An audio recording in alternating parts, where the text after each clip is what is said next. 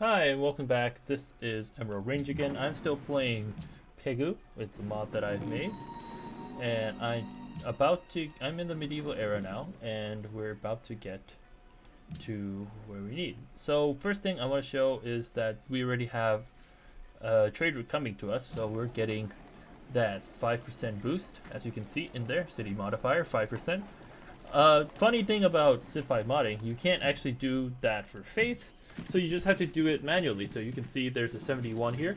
If you add 13, that should be 84. But next turn, we'll see, it should go up by 5%. So 13, that might go up by 1 or it might not. Let's just, 2 turns, we'll see. Within 2 turns, it'll be an extra point of faith. Oh, it was on that turn. So 71 plus 13 is 84, but we got 85 because we have the 5% boost. Yeah, that's pretty much the unique ability. There's a little passive, but it's a good slow boost to all of your science and faith, which helps both your faith game and it helps you keep up with all of the AI that get really far ahead because of all of the shit, all of the extra bonuses that they get. The other thing I want to update you on is that I got the Liberty finisher and I put a great engineer to build Petra here so that this city was not utter trash. So that's a pretty okay Petra city, and I got after Lighthouse, it's a pretty good city. So I'm pretty happy with that part, but the rest of the game isn't looking too hot.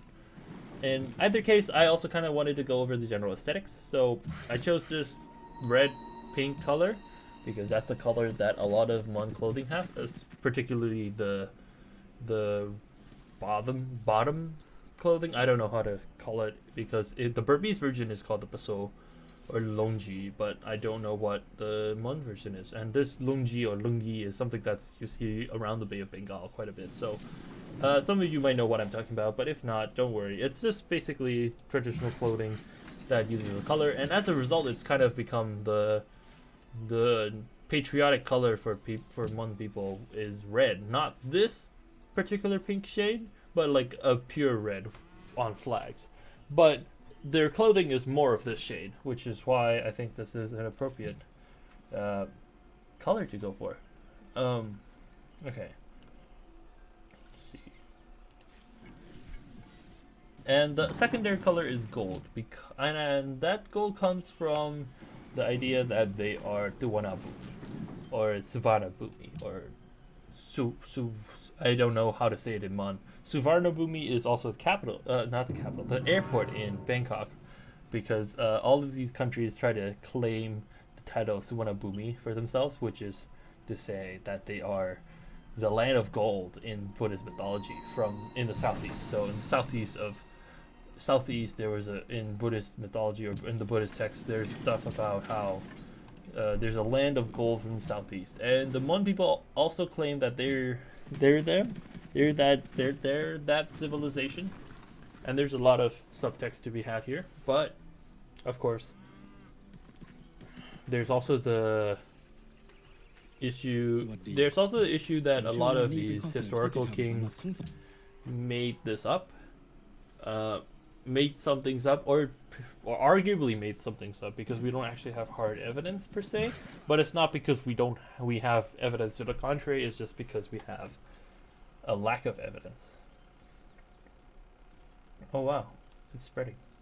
The religion has been spreading pretty well. I'm gonna get actually, let's wait for a great prophet to enhance it.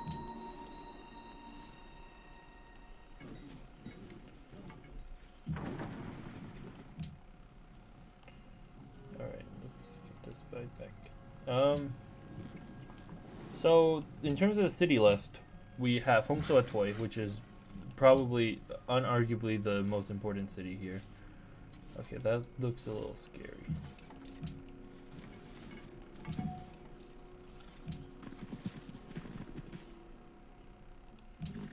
Okay, he wants to be friends, apparently.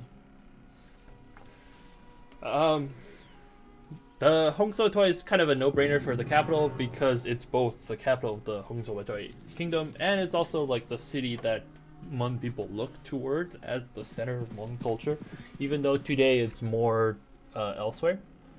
So, although I put Dagon as the second city and Mutma as the third city, I would say the second most important, just in terms of culture, is actually a fourth city, the fourth city on this list, which is Sadun. I don't have it because he took all my settling spots, but you can look at it when you settle on your own. I don't know if I should settle over here and make Thailand mad. We can. Should we? Why not? Okay, so we're about to get the unique unit, but let me just finish this up then. So Dagon, I chose it because it was kind of the regnal location for the queen, in even before Shinsaku, for one noble woman to be in. So there was a lot of, so she was already very invested in Dagon, and when she became the queen, she kind of okay, let me try to get Budapest and show you that part of the unique ability. Let's see. So Dagon was the say it. Dagon was kind of the location of the queen, so she really helped develop it, and it's become a very important city because it turned into Yangon, which is now the capital of Myanmar, or it used to be the capital of Myanmar. It's the largest city and most important city in Myanmar. I know people in Mandalay don't like when I say that, but it's kind of true because it has the most population and used to be the capital. Yangon is named Yangon because it was renamed when Alampia over here conquered Dagon, and he was like, "We need to get rid of the Hmong people." I kind of talked about it in the previous episode, but basically, he said, "We need to get rid of the Hmong people. The enemies and now the enemies are gone." So that's nice. Enemies are gone is what Yangon means. The name Yangon means enemies are gone, and the enemies in this case refer to the Hmong. Quite fishy.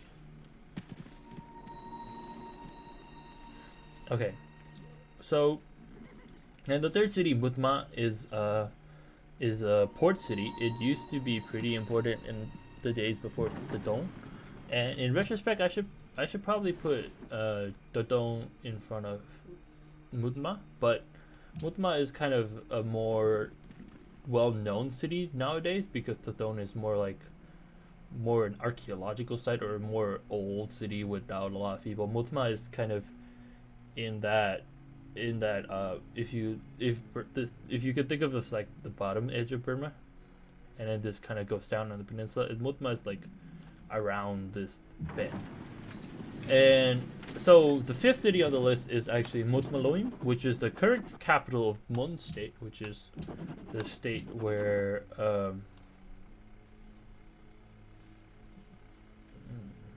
oh wow, that's really spreading pretty fast. Wow. Yes. Okay, actually, let's build a Glungpang.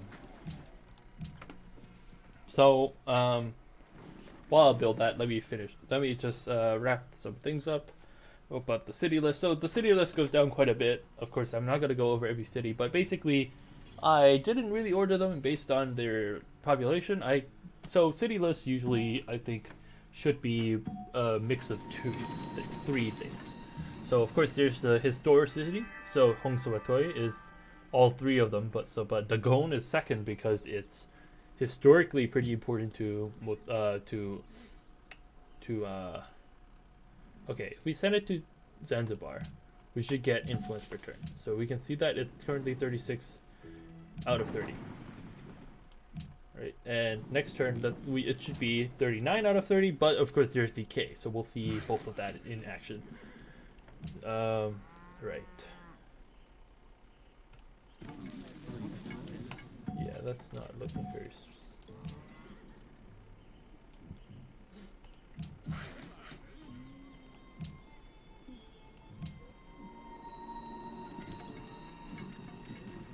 He's about to attack me. Yeah, I got teeth and pagodas. Haha. Alright. I should have gotten people primacy, but honestly, getting gold is probably more important.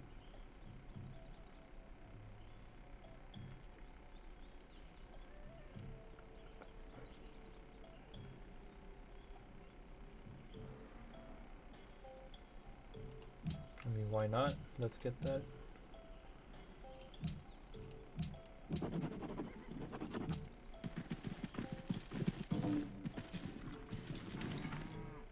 Okay, he didn't declare war on me yet. Alright, so let's check out Zanzibar over here. Next turn.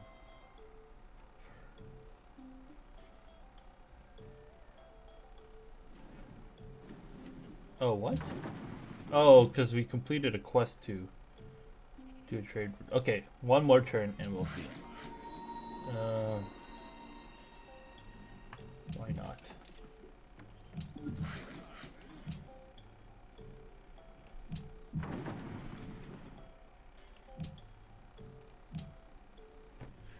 Okay, so the UA has the second part where if you have the same religion, it sends it. And there's also the unique building, which I have in the city.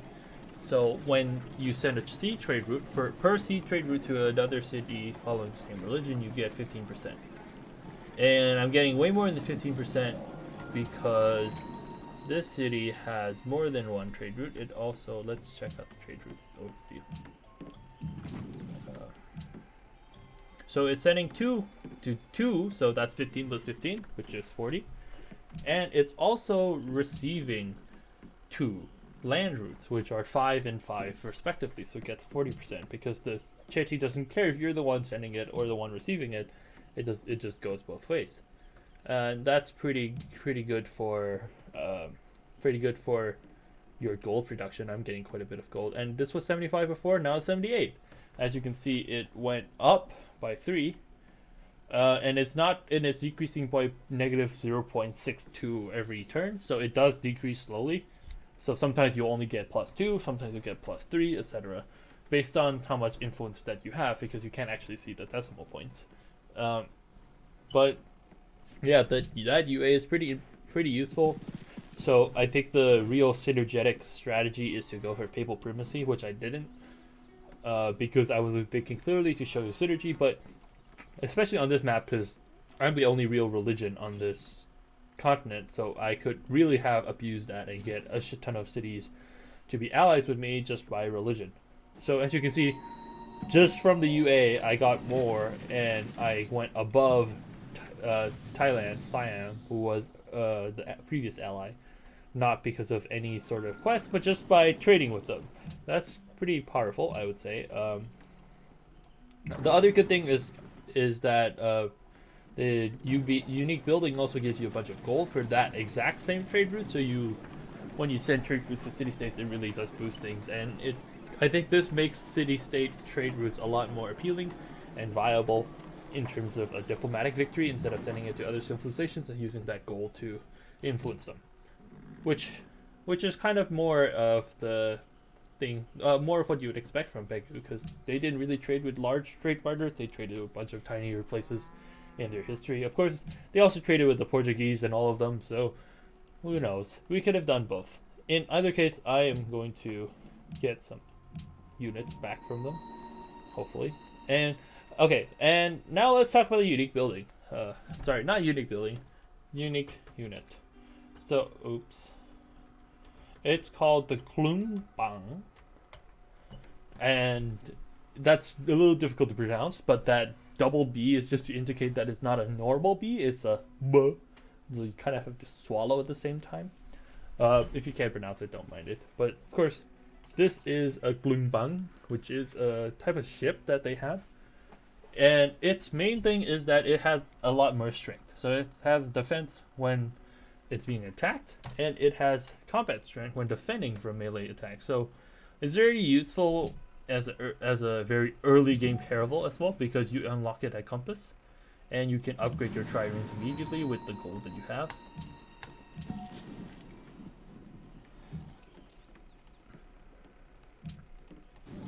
And when you upgrade it, you get a nice unit. So if you've played Civ 5 a lot, you might notice that this is actually just the Venetian Great Gallius but reskinned. So it is reskinned to be more Southeast Asian looking, and I think it's distinct. It's a little smaller, but it is still the same model because it's really difficult to get a brand new model, and I couldn't put in time. But with this, we can now explore the ocean. Alright, let me get the. Oh wait, I turned the yield off. Whoops. Okay. Alright. So,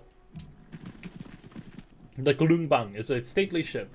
And the Mon people were known for building very sturdy boats, and that's mostly what I was going off. There's not that much information, but there's a lot of information on the different types of boats they have. So there are different boats for state ships. There's different words for ships used for trading, ships used for rivers, ships used for being near the coast. Glung and a bang are different things, and a glungbang is a different thing. This glungbang is mostly a ship used by the state, which is exactly what we have. It's like a war ship that goes out into the ocean. That's what a glungbang is. That's basically all I was working on, and I was also working off of a lot of other smaller things. So I'm gonna let this explore. So the glungbang is also synergetic in your diplomatic victory, in that you can use it to go discover everyone early on a cut in this map, and that's pretty useful if you're going for a diplomatic victory, because you get that boost to finding everyone, and then getting printing press and doing the World Congress and all of that. So the Glungbang is useful for that. It's also useful as an actual unique unit, in that it's a melee unit that can withstand a lot of attacks, and you can go around the coast really early. And if you wanted to attack someone, you can also use it to try and attack someone pretty well. Upgrade all your tribunes really early. Wow, someone's already in the era. Yeah, and oh yeah, one quick aesthetics. You have spies, Naito Pine. So I got a Mon language revitalizationist to help me with some parts of this mod, and he was the one who came up with a lot of these names. So in Mon culture, there's actually a lot of stuff around the naming system, in that you call people by different honorifics based on certain things, like whether they've become a monk, or whether they used to be a monk, or whether they have done the rite of passage where they were a monk for a while. And Nai means that they have done the rite of passage. So it's like a mister, I guess, but more specific.